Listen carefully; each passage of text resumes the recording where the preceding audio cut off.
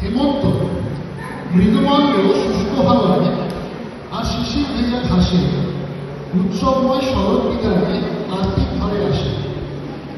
হেমন্তের হিমের সকালে সূর্য যখন নেই আড়ালে, আমন ধানের সোনালি আওতায় যদি শরৎ স্মৃতি না ভোলা যায়, তবে অনুভূতি ঘুম ভাঙেনি শীতকামণির অপেক্ষায়। ঝরা পাতার শব্দ শুনে ব্যাকুল কবি প্রায় ওখানে